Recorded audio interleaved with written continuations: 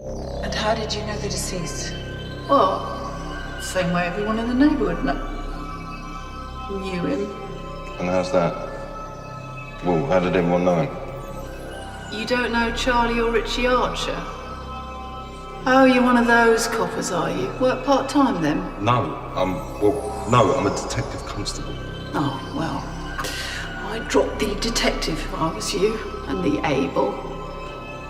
You know the Cray twins, Richardsons. The Crays, yeah, of course I do. I saw a movie about them where the brothers weren't even twins. He was just like them. This was Charlie and Ritchie's manor, right? Okay, I get it. So they run the place, took a slice of it. Literally, in some cases. You know, I really wouldn't mock D.I. Taylor. Because at least then we could walk down the street and we wouldn't be harassed. Or even worse. These days, we do our best. Oh, right, of course. The budget cuts. Yeah, I know all about that. But I can't even remember the last time I saw a copper walking the beat at night for God knows how long. Mrs. Davies. Ms. Davies, actually, which if you had read my statement, which is right in front of you, you'd have seen that, wouldn't you? Detective Constable. A modern day remake of Matthew Vaughn's Lay a Kick. A Coen brothers end up with Timothy Chalamet. A Citizen Kane prequel, a Midnight Cowboy sequel. Alvin and the Chipmunks deserving of the squeak. There's so many new ways to revisit sideways, but a graphic novel is how we choose to update. But we still hold fast, you can't change the past on the Ruined Childhoods podcast. Beloved plush toys and dolls can be saved, cleaned, and restored by specialized professionals. This declarative sentence, though simple and passive, is complete, consisting of a subject, beloved plush toys and dolls, a verb phrase, can be saved, cleaned, and restored, and an agent, by specialized professionals. One listening to this might wonder what a sentence about toy and doll repair might have to do with a 2014 gangster film, but this sentence launches the introductory paragraph at wsktow.com, the official website for this episode's film, which they clearly have not paid for, and it's now been bought by some doll repair company. Greetings, Starfighters. This is Ruined Childhoods. I'm John, joined as always by my brother Dan. And on this episode, we're talking about the film and sentence, We Still Kill the Old Way, the story of a new gang of drug dealers and killers being hunted down by a group of specialized professionals. Dan, have you ever owned a weapon? Have I ever owned a weapon? Well, I mean, He's holding the fists, listeners. Righty and lefty down there. But, I mean, no, nothing that is specifically designed to be a weapon. No. Okay. I mean, yeah. No nunchucks or anything? Oh, no, not nunchucks that you could use as a weapon. No. Not like real. No. Have you? No. Nope. No. Never had an interest. We've already covered in one episode if you've ever been a sword guy, because there's people out there who are sword people. Yeah, and that was a clear no. But no weapons over here. I'm quite the pacifist. It's never occurred to me to ever own a weapon of any kind. But the people in this movie, they certainly are no strangers to weapons. The thing that made me think about it is the brass knuckles that were kind of like the inciting weapon that we see in the film. Yeah, the family heirloom there, the brass knuckles. Lots of weapons in this movie here. We still kill the old way, of course. That's what you sign up for when you turn this one on. Yeah. So, previously on Ruined Childhoods, when we were talking about what we were going to be covering this episode, you had mentioned the 2014 we still kill the old way, and I don't know if the look on my face, if anybody watching the video could have seen it, but I was kind of froze, and I was like, ruh-roh. I definitely watched the 1967, 69, I don't know, Italian film We Still Kill the Old Way, which, Dan, I gotta say, I preferred greatly to this movie. I mean, I have not gotten around to watching the Italian one, but I imagine it might have a bit more, I don't know, cinematic integrity. There's more intrigue. It's definitely more, cinematic, if you were to say that. It has that, 60s film quality that, you can't replicate. And Right. of course, being Italian, it has that, quality. Actually, it might have been Sicilian. Oh. I think that it took place in Sicily, but it was certainly not what I had originally prepared. So when I watched the 2014 film, which I had seen that it existed when I was like looking up the other one, and I was like, oh, well, he certainly can't mean this crappy looking, what seems to be straight to video. That's indeed what I thought we were doing. And so here we are. I did not see a difference. I mean, I wasn't, it didn't occur to me that there might be two movies with this title. And yet, shame on me for. No. But I just went with the first thing that I saw, which is. Well, look, here we are. We're talking about the 2014 film, the English movie, which, I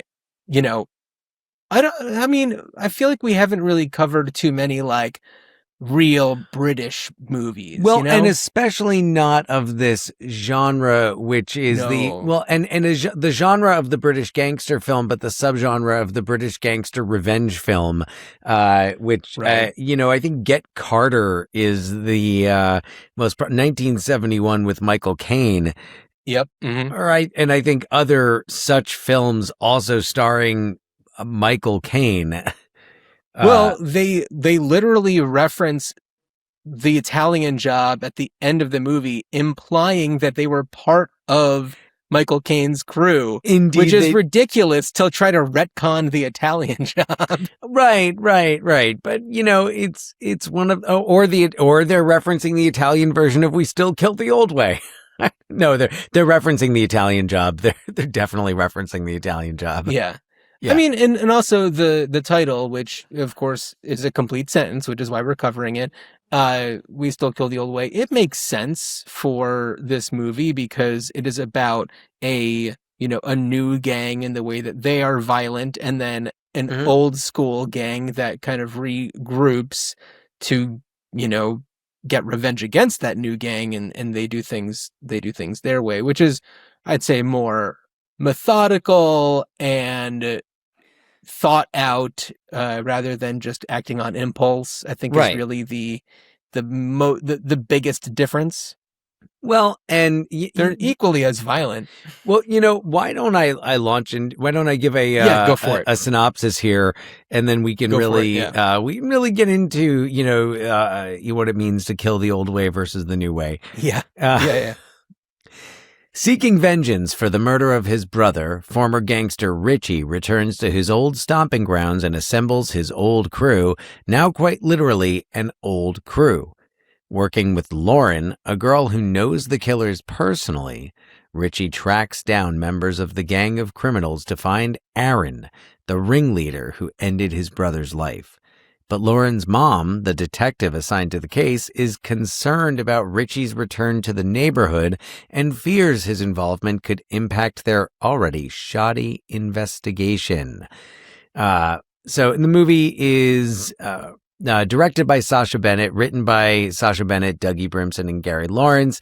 It stars Ian Ogilvy as Ritchie Archer, and a lot of these names, there are a few, and I'll point out that, kind of like the big three that people would recognize.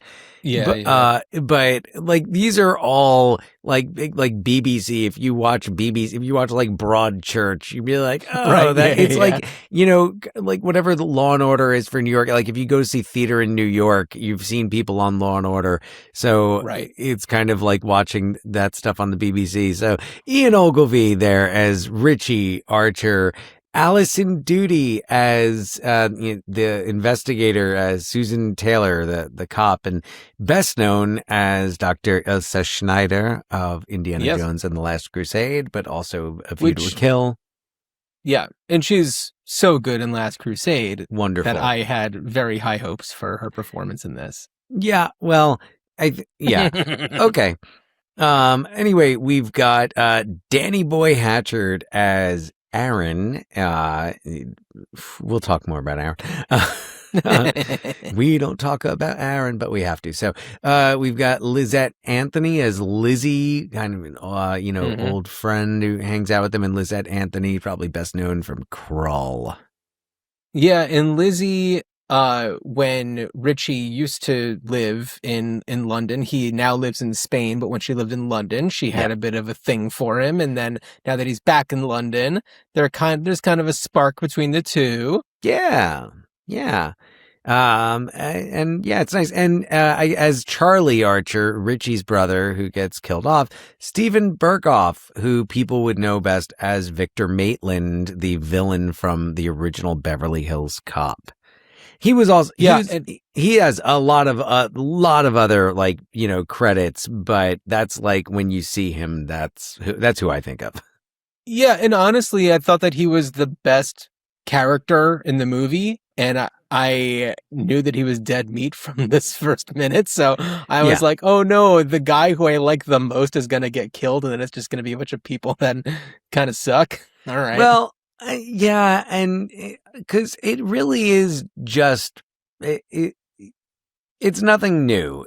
Even the idea, I mean, they did it in, because, after watching this, I was thinking about how else could you do this? And then I thought about original Gangsters from 1996, which is, not exactly the same, but follows the similar idea of like the old school gang getting together. And that's similar, sort of like Pam Grier and Fred Williamson, Richard Roundtree, I think Richard is in Roundtree. it. I watched that within the past year. Yeah. And, it's the similar, Jim Brown's in there. Jim Brown, right. Yeah, that was Pam Grier right before, Jackie Brown and kind of her big career resurgence. Yeah, Mars Attacks. Yeah. So, and also the idea that's similar to this is that the old gangsters, it wasn't just that they killed differently, but their purpose was different, and you got the sense that they didn't necessarily go after innocent people the way that Aaron and his gang, the E2 gang, which is a good thing I saw it written out, because I was like, U2, like they're their U2 fan club, and no, they're actually big fans of the movie E2 Mama Tambien. Oh, so they're the E2 YTU. Yeah. Oh boy, that explains. That definitely fits. That explains nothing. Certain scenes, no. But the idea that these gangsters were actually kind of like the idea that you get about the mafia from The Godfather, is that like they're there to provide justice when the law of the land doesn't provide justice. And that they're actually they're actually there to, I mean, yes, they're criminals, they're violent criminals, but that also they're very protective of their neighborhood. And when they see, it's like, there's a certain, I mean, the code, and the E2 gang and Aaron, who's like friggin' psychopath. Yeah, they're just drug pushers who listen to terrible music, and they wear these creepy white masks. Yeah. I mean, it's very generic, and like you said, straight to DVD or made for TV. Just kind of like a knockoff, a way to let's get all these really familiar actors and a couple of people who, were big in the 80s and put them in this type of thing. We'll give a little shine to the young actors. Yeah, we'll do the whole kind of like Tarantino, Guy Ritchie treatment. And I mean, they even reference it being like Reservoir Dogs in the movie. Yeah. Because they're all wearing the dark suits, standing around like torturing somebody. So, yeah, no, it's it's pretty self-aware. Yeah. And Ian Ogilvy, I thought, was, decent given the situation. Yeah. I liked him. And there was a certain point in the movie where I was really having a lot of trouble, coming back to it and continuing it. And honestly, I think that it was after the very extremely unpleasant, like, kind of gang rape scene. Yeah, the assault scene against Lauren, who is, when we kind of meet her, she's, I wouldn't say dating Aaron. He's just being mistreated by her, even though she thinks that there's something between them. Well, she's being mistreated by him. Yeah, she's being mistreated by him. Yeah, and then I don't remember his name, but Aaron's cousin, who's the reluctant member of E2. Right. Do you remember what his name was? I'm already blanking on it. Yeah, but he's the more meek one, and he's got the crush on Lauren. Was that Dean? Could have been. Or Roy. I don't remember. Roy sounds familiar. No, never mind. He wasn't Roy. I'm just looking at the cast list. I'm not even on IMDb, so I don't even have pictures to go off of. But yeah,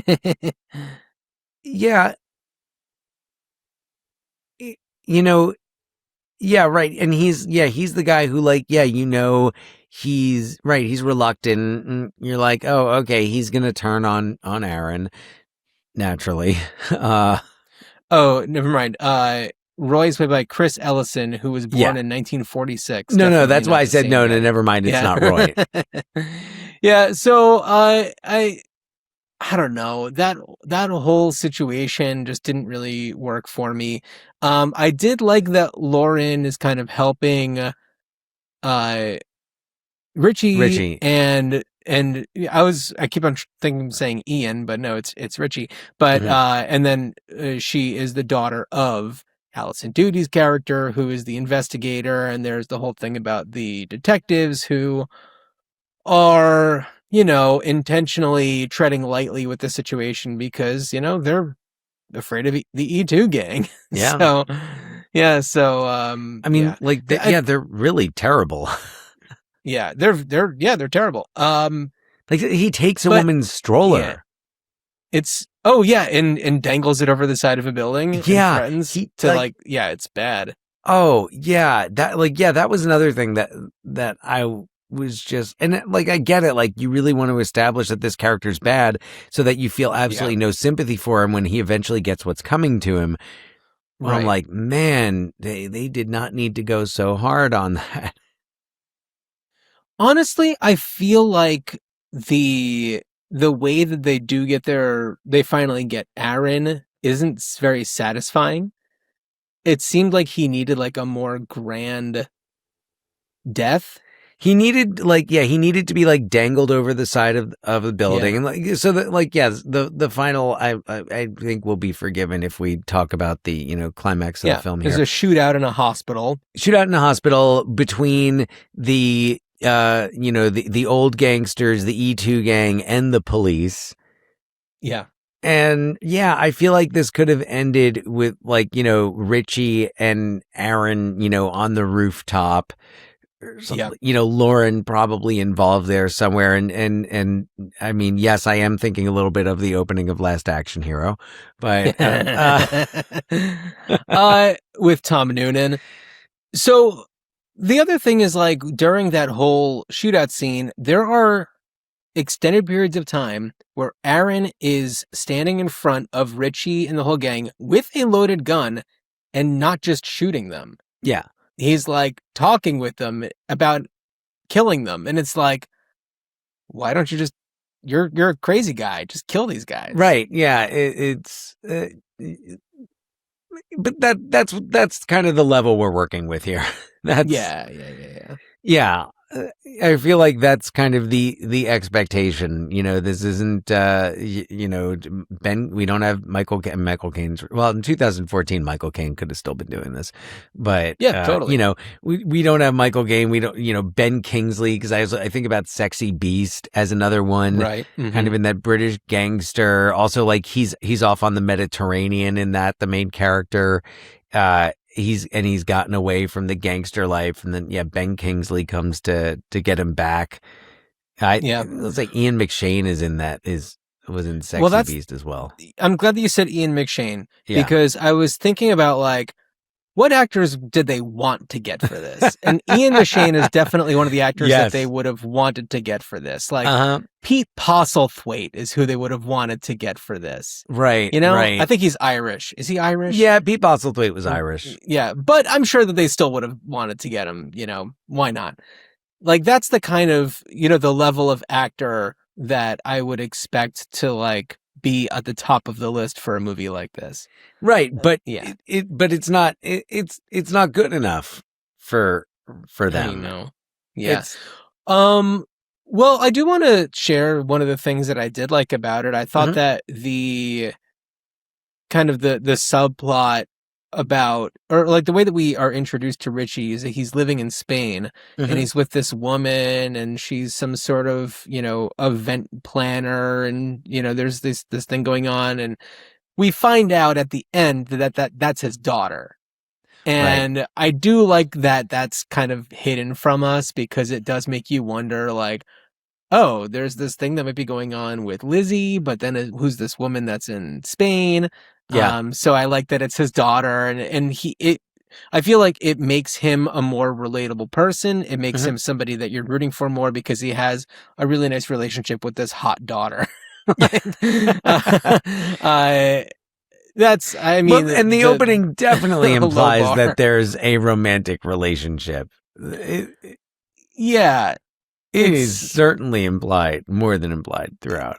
Yeah, I mean, well, not that. No, I mean, yeah, I mean, I'm not saying that they're implying that he has a romantic relationship with his daughter, but that they imply that this is a woman who he is in a romantic relationship with. Right. They are very much trying to make you think that. Yes. And it was effective. I thought that was pretty good. Yeah, it was. And yeah, it was good. Oh, go ahead. I was saying, and yeah, I really liked the brother character and the way that, you know, they were, you know, there were plans for them to get together, and that's kind of how this whole thing unfolds. I thought that was really good, but it all just kind of fell apart from there for me. Yeah, I think I enjoyed the camaraderie between the older gangsters, just like, you know, the older British gangsters. I mean, I enjoy that. So I enjoyed their dialogue, and you know, when they're torturing the different guys. It was watchable. There's Butch, who is the butcher. Yeah. And who is the other one? I can't really remember. Roy is one of the other gangsters. Christopher Ellison, of course. He was born in 1946. Forget what his specialty was. Yeah, I feel like aside from Butch, it was just like, and just, you know, gangster dude. Yeah. They were the generic, like, fill in the blank, you know, dark suit gangsters. And yeah, I feel like the whole, like, you know, dark suit and the, like, white shirt with no tie thing, I was just like, oh my God, please. We still dress the old way as well. We still dress the old way. I know, it's just so silly. And not to, like, just zip through all of this, but there's not much. There's not much to cover, really. I did also watch We Still Steal the Old Way, the sequel. Yeah, I was gonna, which I thought was better. That's what I heard or read. It's not like I know anybody else who's seen it. It's better because you don't have the E2 gang, which is just, like, painful to get through. Yeah. And it's just all a bunch of old guys, and it takes place in a prison. So essentially, the title makes no sense, because there's really no stealing that's happening as part of the main plot. There's some stealing that happens. Steal, like the bars of the prison. It's not spelled that way, but I like your attempt to give them a little bit of credit. I am trying. But basically what happens is there's a guy that they used to run with who's in prison, and his wife is dying.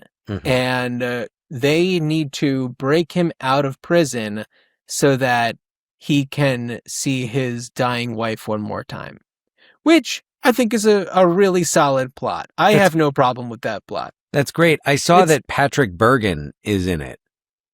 Patrick Bergin is in it. Mm-hmm. Who I like. Patrick Bergin of Sleeping with the Enemy and Patriot Games, and a great version of Robin Hood, by the way. That it was, it actually, I remember the version of Robin Hood he did. I think it was released, might have been released theatrically in the UK. I remember it was on Fox in the States, and it was on, within perhaps a month of Robin Hood, Prince of Thieves being released. Oh, really? So it was like the other Robin Hood, but I remember, I remember there was a lot. I mean, look, when I was, 13, almost 14 when Robin Hood, Prince of Thieves came out. So of course I loved it when I saw it. I was the target audience for it, but I remember there pretty sure I had the soundtrack on cassette. Oh yeah. But I remember Patrick Bergin, the Patrick Bergin Robin Hood had a lot that I really liked. Uma Thurman is Maid Marian in that. Oh, okay. Interesting. Yeah. Yeah. So, we still steal the old way. So they're in prison trying to break this guy out, but there is somebody else who's in prison who, has beef with Ritchie and is essentially trying to get him killed. And, it's like there's all that kind of stuff going on. But I like that it's all people who are in their, let's say, late 60s. Yeah. And it's the title, the only reason why it's there is because it works with the first title. It has nothing to do with any of that stuff.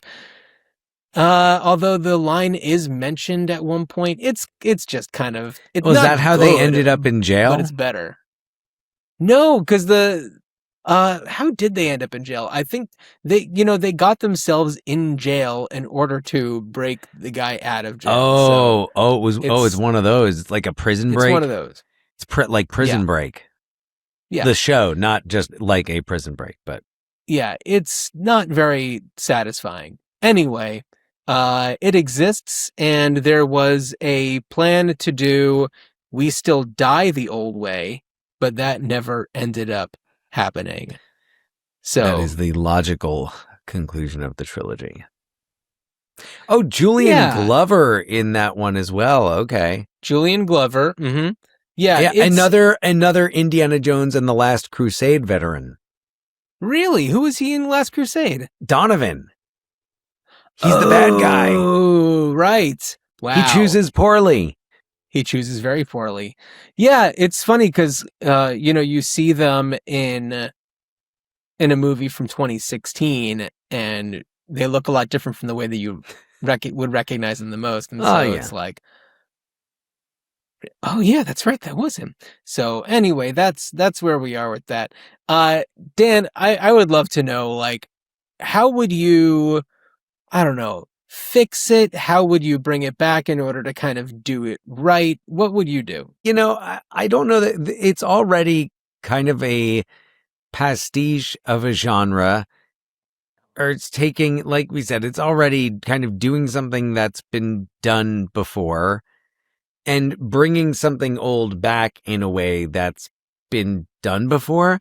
So I was thinking more of other venues for like this type of story of a revenge gangster film, but in another, like, how do you adapt the story to another type of, like, a venue, of a place, a geographical location, would a version like, it's the 80s Japan, set in the Yakuza. Ooh, interesting. Like that would be kind of cool and atmospheric, and you could fix a lot of the problems in it. Again, I think if you set it in the 80s, you're still bringing back like gangsters from the 60s. There's a big gap there.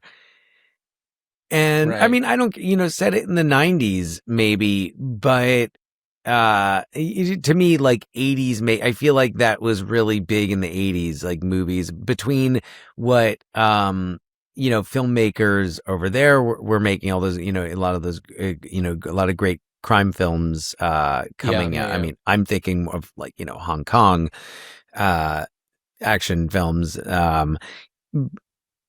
But thinking of adapting the story of, the brother, the young thugs who take down someone they don't realize who they took down. Right. And it's, maybe, the whole idea of the brothers seeing each other kind of is a nice setup for it. But you could add some more depth to it. You could have more connection. You could have connection, or you don't have connection. You just have these are people who've come into this area, and they think they know, they think that they can just do whatever they want, but they can't. And, we're the ones, we made it safe, and we're going to make it safe again. Maybe do more to establish their history, do more with flashbacks showing all right, this is this is in case the audience doesn't understand, all right, this is who just got messed with. Let's go back and show all right, well, this is what these guys were capable of back in the day. Yeah. Who knows what they're capable of now, especially if they're older, they're whatever, I don't care. No, I think that's smart. Yeah. I don't know what it makes a lot of sense. There's all you could do. You could turn something like this into a series. It could be a BBC series. That's fine. Yeah. They're on the payroll. Yeah, I suppose so. I mean, We Still Steal the Old Way is 10 years old this year, so you might have to find some new old guys. I don't know if this stock of old guys. I don't know if I guess who would be around. Who would you? And I guess this is almost kind of sort of what Guy Ritchie is doing, and taking Hugh Grant, who he's used in at least one of his recent projects. Taking people like that and, putting them in the position of being the, the elder statesman of the, British underworld. Pierce Brosnan would be great, to do that type of thing. Oh man, who else? British actors from the, I'm trying to think of the 90s. Yeah. Or 80s. And 90s, a lot of the people I'm thinking of, it's no, they passed away because Terrence Stamp. It's we did that with Terrence. We did the Limey. Yeah, I was even thinking Robbie Coltrane too. So right, yeah, it's tough. No, a lot of those, even the Python guys are probably right. You throw Michael Palin in there. I don't know. Maybe. Yeah, I don't know why I'm totally drawing. Helena Bonham Carter. Yeah, that'd be interesting. Richard E. Grant. Well, Dan, you and I had a conversation over text recently where I asked you who the most British actor you could think of was. Yes. And it was mostly because I was thinking about Timothy Spall, who I think is the most British actor. Timothy Spall would be perfect in something like this. Timothy Spall would be really good. Yeah, absolutely. Yeah. I was watching Hard to get more something British. Recently. Was Timothy Spall even in it? I don't know if he was, but it was a lot of other. It was Helen Mirren and Pierce Brosnan and. Is it that Thursday Murder Club? Exactly. Oh, how was that? It was fine. That's exactly what you would expect it to be. Okay. Yeah. Yeah. Yeah. Get some. So I'll get all those crew. All those people from like Kenneth Branagh. What about Kenneth Branagh? I like him. I like to see him do something fun. You know my feelings about Kenneth Branagh. I've talked about it a lot on this podcast. For me, if he's involved, it's kind of an instant eye roll. Okay. All right, we'll agree to disagree on. I understand that the work that he's doing is technically good, but I can tell that he knows that it's really good. I feel I think that he probably suffers in your view, kind of like the Lin-Manuel Miranda thing. Okay.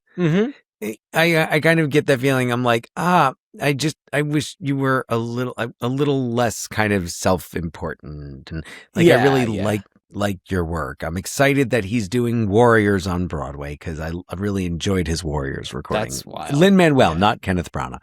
Yeah, no, I understand that. Yes, but that's kind of and I see that about Kenneth Branagh, but I'm all the other British actors I'm thinking of are too old because I guess so am I. But Hugh Grant.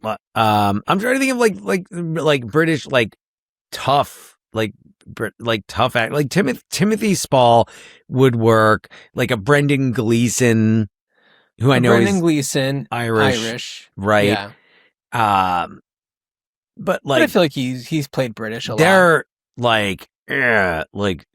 tough, they're the old guard. They are the old guard. Didn't he do a movie called The Old Guard? You can tell. That was one with Charlize Theron. Oh, okay. The old guard. I think that was that. Oh no, it was just the guard that I think, the security guard or something like that. I don't know. I think that's also something about that group is that at least the last time I saw them, they aged really well. Like they look age appropriate. Yeah. And one of the things that bumped me about We Still Kill the Old Way is that Alison Doody plays a character who is very, blue collar detective. But it's very clear that she's had a lot of work done on her face. Yeah. And I understand that there are a lot of reasons why people get plastic surgery or cosmetic surgery, especially on their face. But when they are playing a character who it doesn't fit that, it takes me right out of it. Yeah. And so it's, Alison Doody's body of work is really incredible. And I feel like this could have been so much better if maybe her character was just more believable as a detective, but I just didn't see her that way. I agree. I totally, felt the same way. Couldn't really connect that much. The girl who played Lauren, she was good. Let me get her right. Danny Dyer. I thought she was good. I didn't think the character was well written because at a certain point she was still head over. And I there are circumstances in which this happens, but it's like, come on, how are you still running around with how are you just obsessive over this guy, and he's just terrible to her. Yeah. And why isn't she just like, Mom, this guy? Yeah, I don't know. She's, she makes the right choice. She makes the right choice in the end. Eventually, even when we don't think she is. Yeah. Because they do set us up to think that she is not working, that she is telling Aaron, and that she's, really, really with the E2 crew. But yeah. She sells them out. She does the right thing. She sure does. Yeah. So, okay, you were saying that you would want to do something that maybe takes place in the 80s or 90s. That's a similar type of plot line where it's people that, were kind of gangsters in maybe the 60s or so and doing something similar. I was thinking about doing something like a period movie as well. However, I wouldn't mind. I feel like maybe this movie would actually benefit from having a prequel and having Ritchie and Lizzie and the crew and his brother and the brass knuckles and all of it in the 70s, maybe the late 60s. And it's a movie that focuses on maybe not necessarily like origin story, but how they were at that time. Maybe there's something about the dynamics of the group. Maybe Butch is part of a different, crew, and that they're having beef with, and it's something where they come together in a particular way. And Dan, I would call it The Old Way. Oh, it's just called the Old Way. That's great. Yeah, right? That's great. I mean, I love it. It could even, maybe it even leads up to the Italian Job. It could. Well, I think that what would be really cool about this one is to set it in the same exact locations that We Still Kill the Old Way was shot in, so that you just kind of see those same streets, those same pubs, those same alleys, whatever, in the 70s. Yeah. Like, it is their neighborhood. Like, that is the whole point of their existence, as being part of that neighborhood. And so, it actually might make We Still Kill the Old Way better if there was something to tie it to from the past. Yeah, that's true. That would be interesting. You know, you kind of like, you know, come up with any plot really to make it work. You can come up with something really good. Sure. Yeah. You know, London in the early 70s, late 60s. Imagine it's a blast. Imagine almost like a Gangs of New York, but London in the 1960s or 70s. Okay. I don't know, not interesting, but not the whole Gangs of New York, just the first 10 minutes where all the gangs come together and fight. Ooh, what if Daniel Day-Lewis was in a new We Still Kill the Old Way type of situation? Well, he could be in the prequel because, of course, in the prequel, you have to have the previous generation of gangsters who are like, these guys are crazy. Yeah, these young whippersnappers, they don't kill like we used to kill. And then you go back to like the 30s. Right. They were like, but we were, helping everyone out when everyone was on rations during the Blitzkrieg. And, we ran all the shelters and, Right. And then you can do another prequel. Just keep going. It could continue on like prequels and prequels and prequels. The Norman invasion. Yeah, we're in medieval times, and you have, and then at the end it's just like, you young whippersnappers, look at you these, don't kill the way we used to kill. These fools with their crossbows. Well, if any of you out there listening or watching have ideas of how you would want to revisit We Still Kill the Old Way, whether it is the 2014 one or the one from the 60s that we're not talking about today, please let us know. ruinedchildhoodspod@gmail.com. We'd love to hear from you. Leave us a comment on Spotify, on YouTube, or a review on Apple Podcasts. We always love to hear from you. And check out ruinedchildhoodspod.com. Lots of fun stuff on there. Dan, as we said before, we are doing a series of movies that have full sentences for titles. And what is our next full sentence title movie? Our next full sentence title movie is This Must Be the Place from 2011, written and directed by Paolo Sorrentino, starring Sean Penn and Frances McDormand. Also with Judd Hirsch. Eve Hewson, speaking of U2, daughter of Bono, right. Harry Dean Stanton, Kerry Condon is in there. Somebody else who would fit in one of these movies. Yeah. Shea Whigham's up in there, and okay, I forgot. Yeah, so Shea Whigham is in everything now. Oh yeah, he's great. I like him. I'm always happy to see him. Yeah. So, but yeah, This Must Be the Place. 2011. I haven't seen it since it came out, and I'm excited to revisit it. I didn't even see it then. Oh, okay. I remember thinking that it was really interesting, and I'm excited to talk about it with you on the next episode. It's going to be a lot of fun. Academy Award winner Sean Penn. Yeah, third time for him. Is that right? Third win for him, right? Dead Man Walking, Mystic River, and Oh no, he didn't win for Dead Man Walking. No, Nicolas Cage beat him. Mystic River and Milk. Mystic River, Milk. Oh, Milk. And one battle after another. Yeah, and Frances McDormand, also a 3-time Oscar winner. Right. Nomadland, Fargo, and 3 Billboards Outside of Ebbing, Missouri. Yeah. That's right. Well, cool. Well, Dan, as you are getting revenge from a gang who killed me, I wish you a good journey. Yeah, good journey.